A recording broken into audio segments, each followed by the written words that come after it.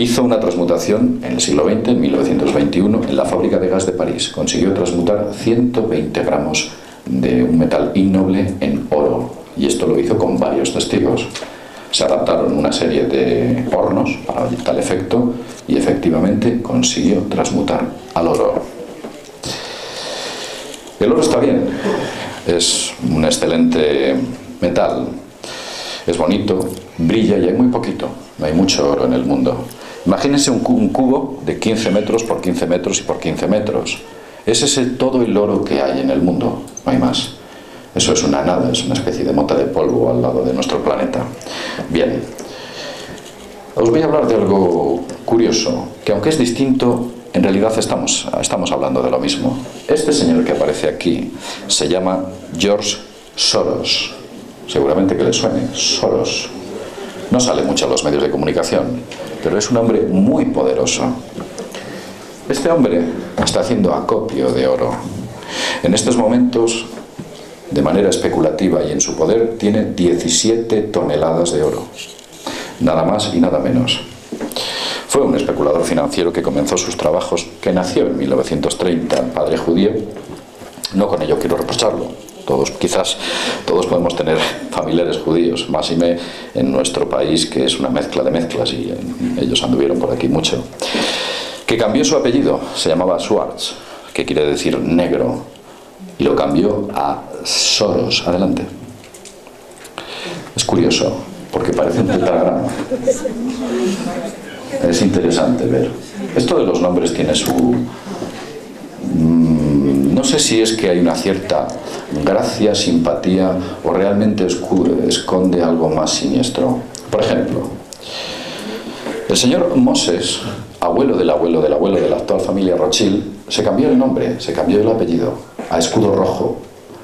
Hombres muy ricos, poderosos, que manejaban mucho oro. Su padre era orfebre, su lejano padre.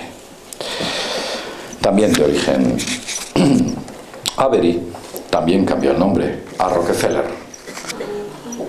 Avery era el nombre inicial de la familia Rockefeller y se cambió también del mismo origen. Esto ocurre con muchas de las importantes familias del mundo. Desconozco las causas por las cuales ellos alegan persecuciones y alegan una serie de motivos que a mí me parecen no lo suficientemente justificados como para renunciar a tu apellido. Sea como fuere, ahí está, el señor Soros. Bien, supongo que al señor Soros no le gustaría que alguien descubriese la piedra filosofal y difundiese el secreto. Tendría que tirar esas 17 toneladas a algún sitio y perderían todo su valor, máxime teniendo en cuenta que un kilo de oro vale 36.000 euros. Os voy a enseñar un kilo de oro.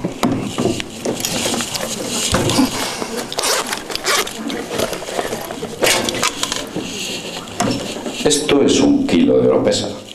Esto es un kilo de oro. El peso, es de metal. Lamentablemente es una maqueta, no se hagan ilusiones. Su tamaño, su densidad e incluso su rotulado es lo mismo, y el brillo es exactamente igual. Imagínense 17 toneladas en posesión de este señor. 36.000 euros vale. Una poderosa motivación para intentar fabricar oro. Esa es la misma motivación que tenían los alquimistas, y muchos de ellos quizás la tengan en este momento también. Los problemas de la venta de oro siempre era un tema de cuestión de los alquimistas. No era fácil fabricar oro y venderlo, no era muy fácil, era muy complicado, y esto ya hace 700, 800, tal vez más. La venta de oro alquímico estaba penada con la muerte. Los cambistas, que entonces eran los judíos, que se dedicaban a comprar y vender oro, a la orfebrería y todo este tipo de cuestiones, detectaban inmediatamente el oro alquímico y los denunciaban a aquellos que tenían en su posesión dicho oro, debido a la pureza.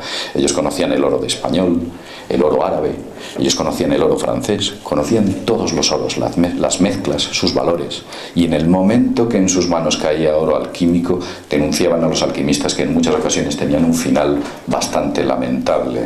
Acababan siendo torturados, perseguidos, asesinados. De ahí la discreción de los alquimistas, es evidente. Como ya he dicho, los alquimistas acababan así, asesinados. Hoy en día sería imposible hacer importantes transacciones de oro debido a las legislaciones internacionales y el férreo control económico que hay sobre los ciudadanos.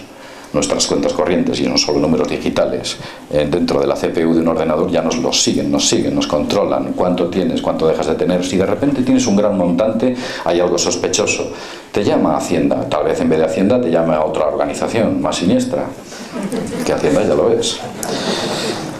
Por eso digo que la fabricación de oro es algo que está bien, pero a efectos prácticos es muy, muy, muy complicado.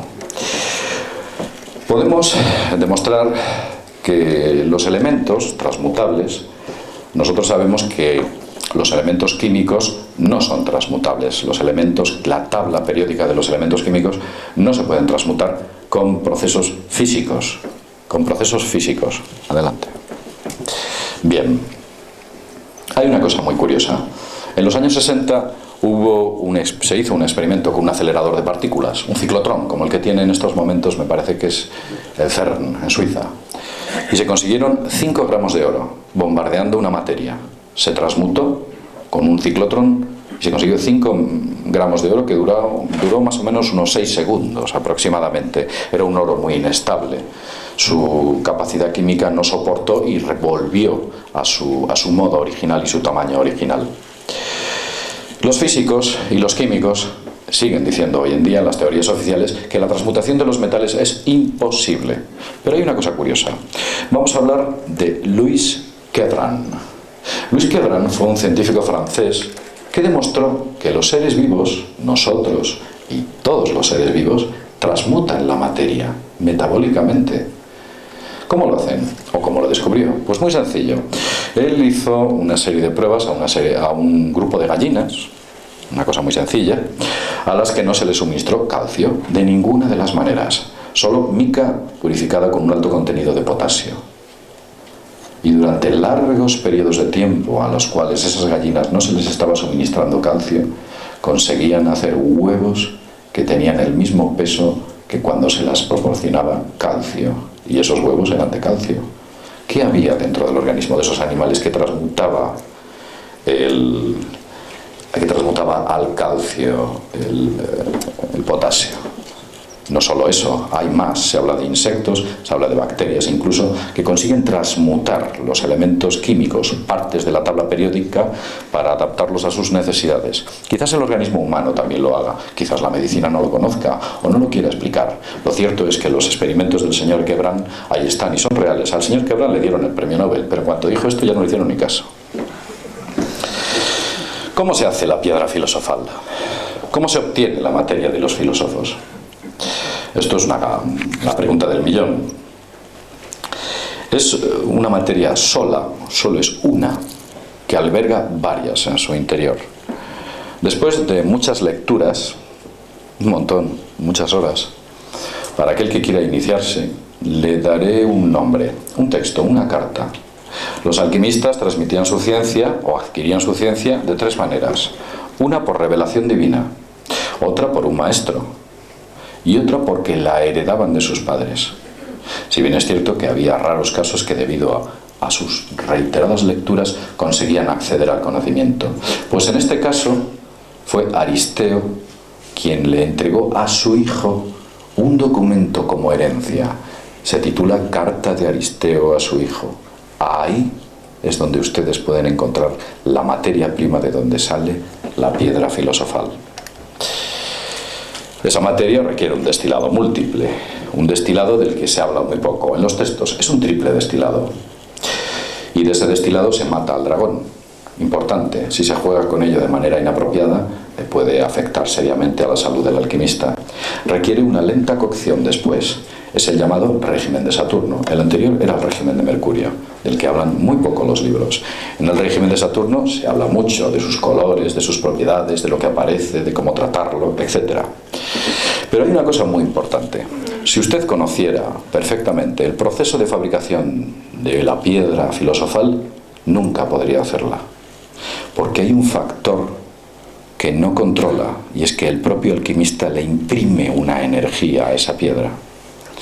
Por eso ellos siempre repetían orar, rezar, suplicar, implorar.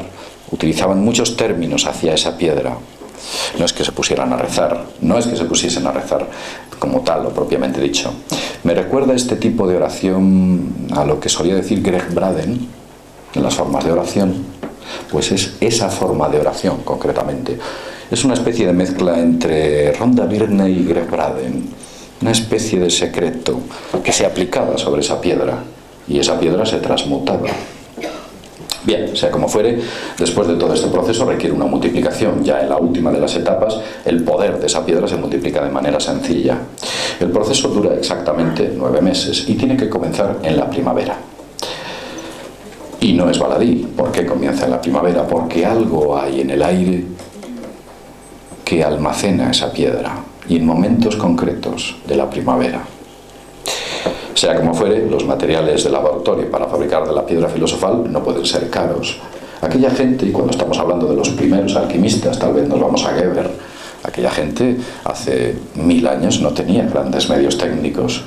Esto suena ridículo, pero quizás si yo entro en un todo a 100, lo que tengo ahí entre jarrones, no sé qué y tal, con muy poco más, quizás se puede fabricar una piedra filosofal. Aquellos lo hacían no con grandes inversiones de dinero, sino utilizando esa iluminación y esos conocimientos que habían recibido con pequeños medios técnicos. Lo único que tenían que ser era ser cuidadosos y seguir el proceso de manera correcta. Lo más importante es la transformación del ser. Nosotros, aquellas personas que investigaron, o en mi caso, la alquimia, me consiguió cambiar, me consiguió mejorar. Realmente todo ese tiempo y ese esfuerzo que dediqué, aunque no conseguí la piedra, sí que puedo creer, desde mi punto de vista pienso que consiguió de alguna manera transmutarme, mejorarme.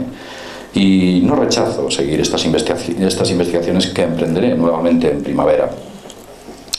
Lo único que os puedo decir a aquellos que queréis emprender el camino de la piedra filosofal es lo siguiente, y es lo que aparecía en una de las grandes obras magnas de la piedra filosofal, se titula el Mutus Liber.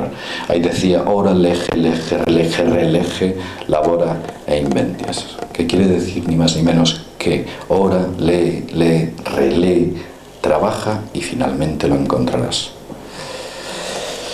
Muy bien, pues dicho lo cual, y después de haberos contado todo esto, espero que de alguno de vosotros salga el interés de intentar practicar, leer, orar y descubrir el secreto de la piedra filosofal, que desde aquí os puedo asegurar que es algo real, no es fruto de la imaginación de nadie. Bueno, pues sin más, un placer haber estado con todos vosotros.